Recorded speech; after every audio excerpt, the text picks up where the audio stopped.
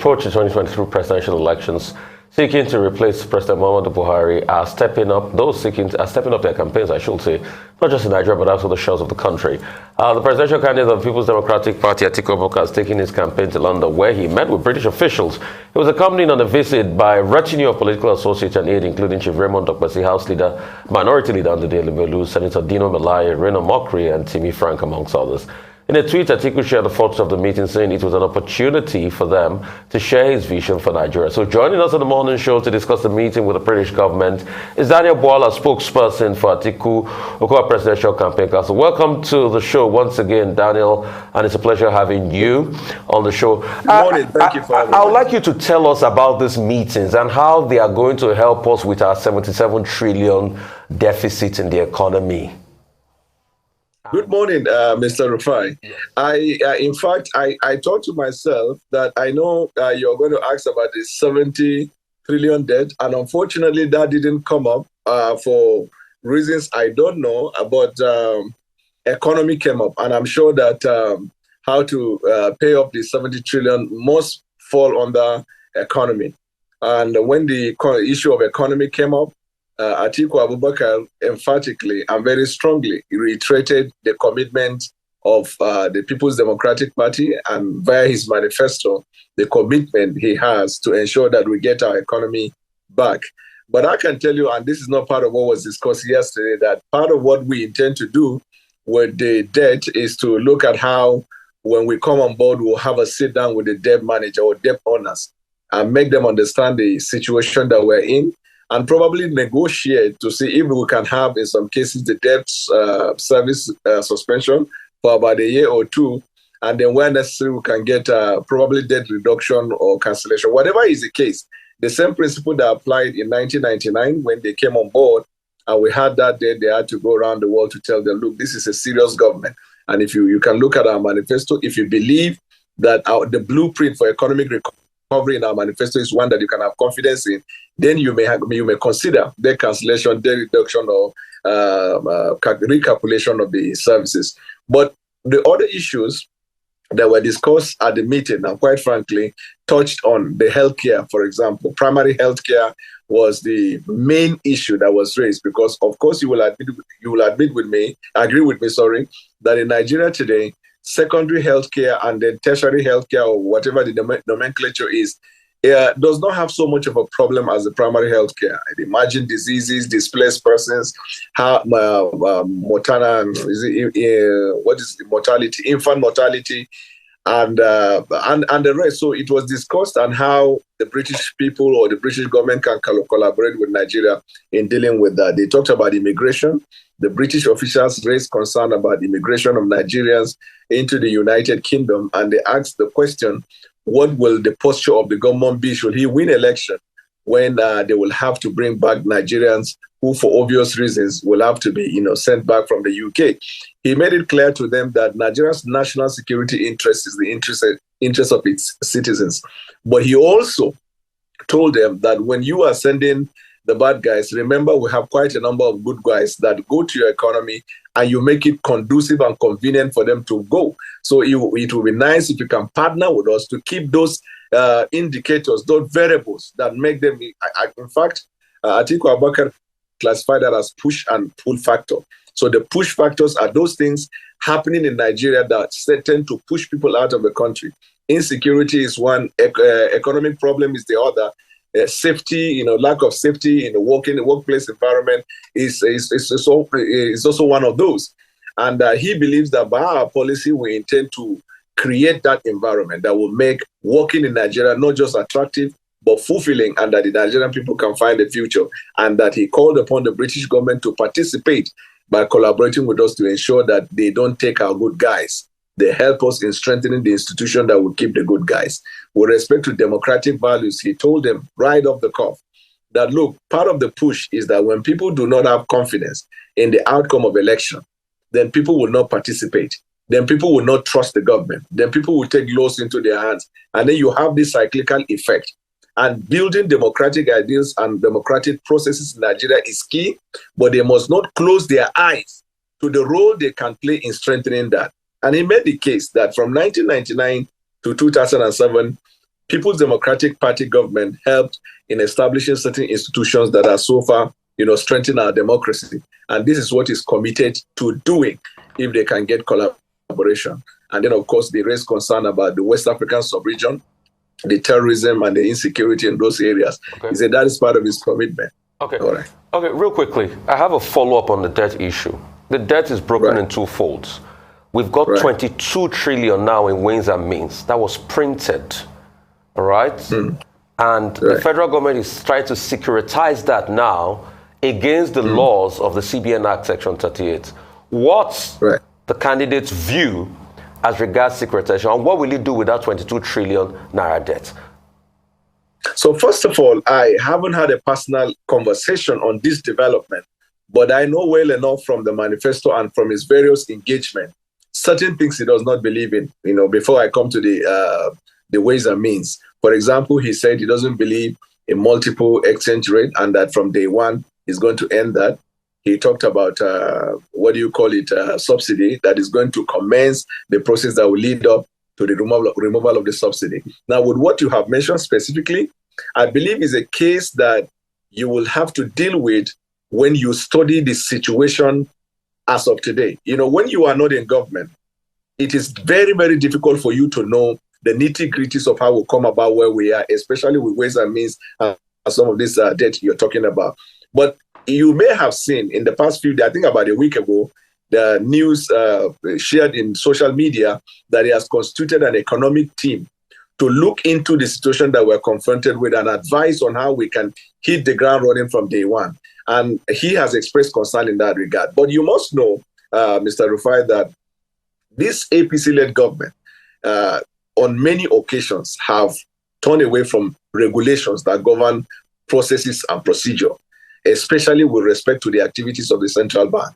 They have taken us to the abyss at the moment. And therefore, no matter what you do and no matter the strategy you come up with, we believe in rules and regulation and due process of law. We are going to abide by the provisions of the CBN Act. Where there is a need for a reform, we are going to make recommendation for a reform. But certainly, we are not going to toe on the part of the APC-led government in this abuse of the CBN Act just because they want to rally around, print money, and do all of that to cushion the effect of recession that we are obviously facing at the moment. All right, Ms. Bwala. So we were very interested in the wins from the meeting, your presidential candidates meeting with the British government. I mean, prior to his invitation, the British government had hosted the candidates of the Labour Party and of the APC. So it'd be great to see what your candidate, Waziri Atiku Abubakar, has brought out, in addition to all the things you've said earlier. But before we delve into that, Nigerians are very interested. Your candidate was in Dubai just before he went to England, went to London. From the 1st of January, he was in Dubai, and he hasn't yet been in Nigeria. People are looking for him on the campaign grounds, as we have only about 45 days to the presidential election. One would assume that he would be hard on the trail of the campaigns. I'd like to ask you, is this what Nigerians should expect? Should he become the president, whereby he'd be out of the country, particularly in Dubai or in London? Okay, actually, we were the first political party to commence campaign. In fact, beginning with constitution of the campaign council and the commencement of the campaign. And within a short period, we covered quite a number of places. And we've broken our campaign approaches to campaigns in rallies, campaigns via town halls, campaigns via consultation. And but you must remember also that we are guided by our own calendar and not the calendar of another political party. And based on our calendar, you would have noticed that from 17 or that, from 21st or thereabout, we had a holiday. And it is this period that he took time off to be away and reflect, and refresh again. In campaigns, and we must also promote that, where you retreat once in a while to re-energize, reinvigorate yourself and refresh yourself with ideas on how you can go forward. During holiday, anybody has the right to go anywhere in the world that he wishes to go for holiday. I mean, I came to England. I'm in England on holiday. But the campaign is constituted by not just the presidential candidate, the vice presidential candidate has been on ground also engaging. Then you have campaign officers. And in the introduction that Mr. Rufai gave, I think he omitted probably to mention the fact that part of the delegation also constituted by Governor Tambuwal, Governor Obaseki, Governor Udom, and the likes of others, Saraki and the rest. I think he mentioned Saraki in the team and in the delegation. So in a nutshell, we have been setting the pace. We have been ahead in all of the campaign processes. And because we started out early, it afforded us the luxury of having the presidential candidates spend a bit of time outside of the country. However, you must notice that even the engagement in London at the moment is still part of our campaign activities leading up to election. I'm not sure that the Labour Party candidate or the APC candidate has engaged with the British officers at this level. But I can tell for us that we engage with them. In fact, separate meetings, about 8 separate meetings we've had with the British officers on this wide range of issues. We believe that we have serious problem confronting us as a country. So we must go beyond these primordial activities of, going around, like I was telling somebody, he said, why is your candidate not in the Chatham House? I said, the Chatham House is a building. The Royal Institute of International Affairs used to be an intellectual engagement forum where you have people around the world engage very robustly. And anytime you have a program like that, the world is represented because it is believed that you go there to speak to the world. But lately, it has been bastardized by Africans. When they go, you see Africans from whichever part of Africa meeting up with Africans in London, filling up the space that is not covered by the media. There's no representation of any foreign government there. So it's like you move out of the country to just go and rent a venue and have activities and then come back. We felt that these people will not see you as a serious person unless you engage with them on real stuff, like what Rufai raised earlier, on the debt. This is what you will be confronted with as you take the oath of office. It's not going to wait for you. So what are you going to do about it? What is your plan? How do you intend to push? Do you think that there is need for collaboration with the debt managers or debt owners? These are the real stuff that we believe we should be engaging, so that when you take the oath of office, like the way I heard Rufai said, I think either yesterday or day before yesterday, that look, Nigeria is already in problem. No person that wins the election should begin to then refer back and say, we found a problem, we found you hit the ground. That's the reason you have voted and moved. So because you cannot afford the luxury of excuses, then you must face real stuff and be very serious about your engagement with international partners. Okay, still speaking about the issues, it's a very dire time for Nigeria, Mr. Bwala. We have inflation that is over 17-year high. When we say this in business and economic terms, it dwarfs the fact that what it means is that in 17 years, we've not had inflation this high. Over 21% now and counting. And the value of our currency is eroding. So you said something I'd like to get some feedback on. You said the president, you said that your candidate, I should say, Atiku Abubakar, would not keep aiding the currency as we know that it is now. That's why we have multiple exchange rates. That's why we have, 465 somewhere, but when you get to the real market, it's 7 something. So there's going to be a unified exchange rates. If he does that, what are going to be the implications? And how is he going to fight inflation that is already raging as we speak? Right. So this is a belief. If you look at the government of APC in the last 7 years, there are key indicators to the reason why we arrive at where we are today. One is incoherent policies. This type of incoherent policies tend to confuse investors, even if they are Nigerian domestic investors, not to talk of foreign investors that we dearly, we crave for them to come and bring in, forex into our economy in order to strengthen the economy.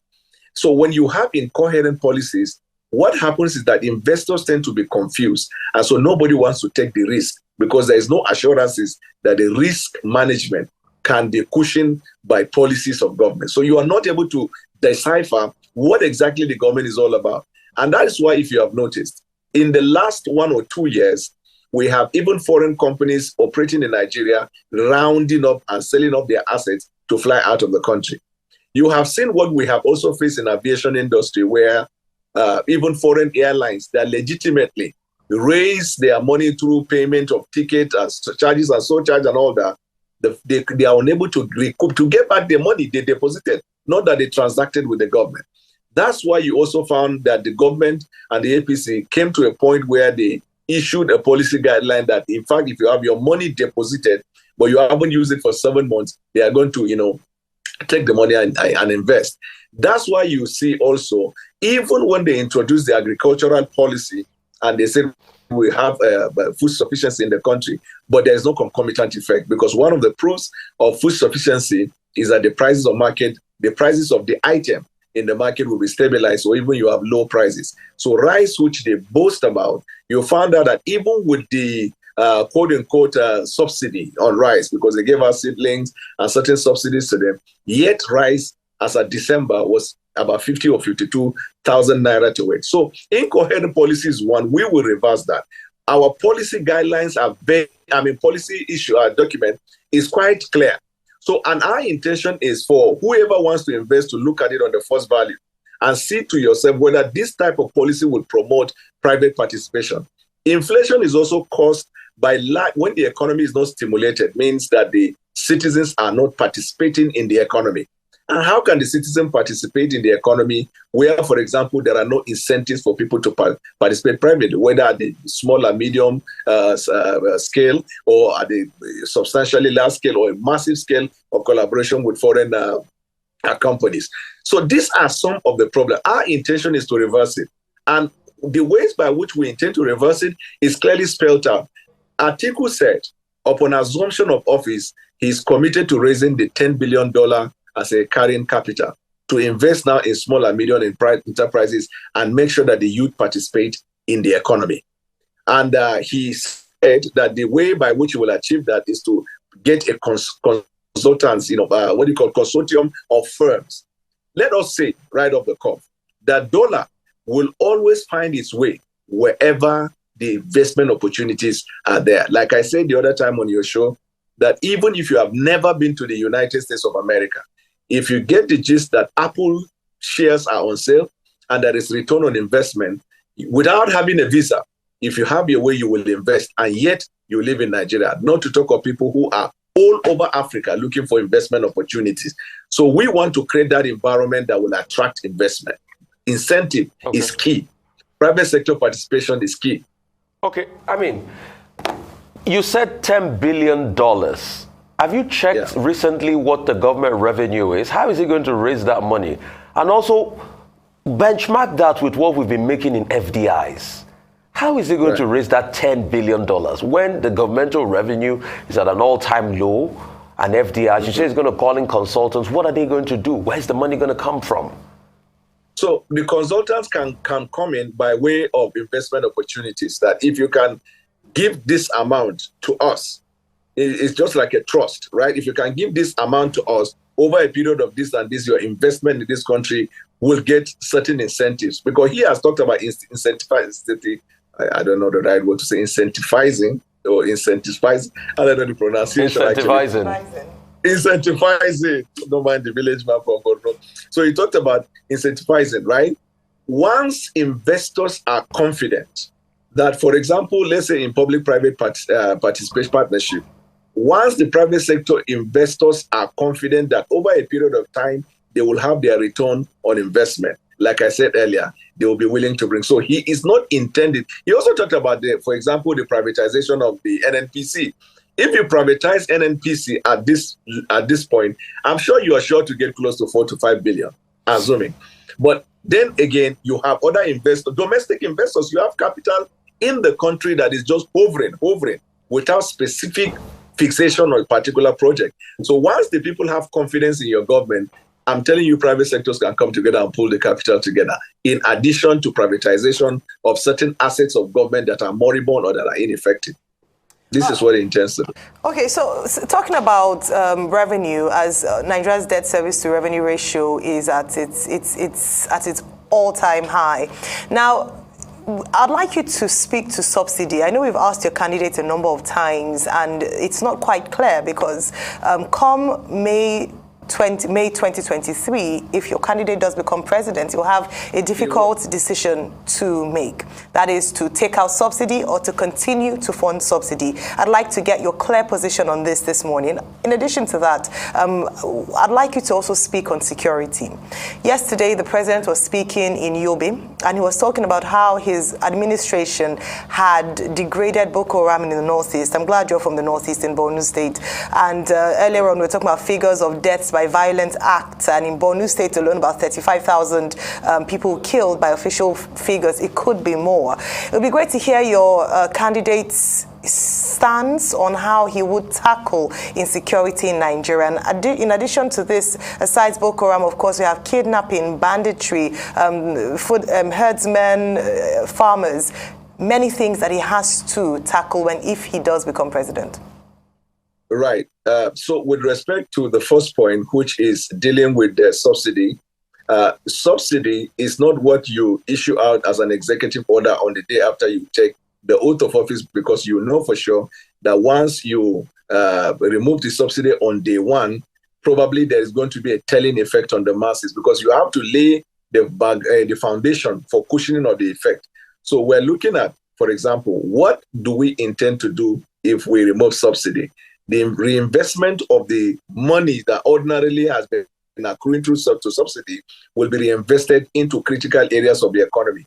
We looked at, for example, if you remove subsidy, the prices of transportation is going to be high, and this will cut across all platforms. Everybody will be affected. And the very concerned are those ones below the poverty scale and the middle class. So you have to make arrangement to provide some form of mass transit, mass transit that will cushion that effect. You have to look at healthcare. You have to look at infrastructure. So all of these areas are where we intend to invest. But I would tell you, like you asked for a clear-cut steps on that. It is not going to be a day one, like in the case of this removal of multiple exchange rate. In the case of subsidy, once you come on board, you will then look at how to immediately start implementing the cushioning effect, and then you remove subsidy. But there's no going back on it. Atiku has never at any material time considered the idea of going back or compromising. It is something that all of us have to be prepared for. It's going to make you unpopular. In fact, Buhari wanted to remove the subsidy. Politicians around came and told him not to do that, or else it will cost them the election. And now it's even costing them the election the more, because that irresponsibility has brought us to the point of this debt that we're talking about. So that's the position with respect to subsidy.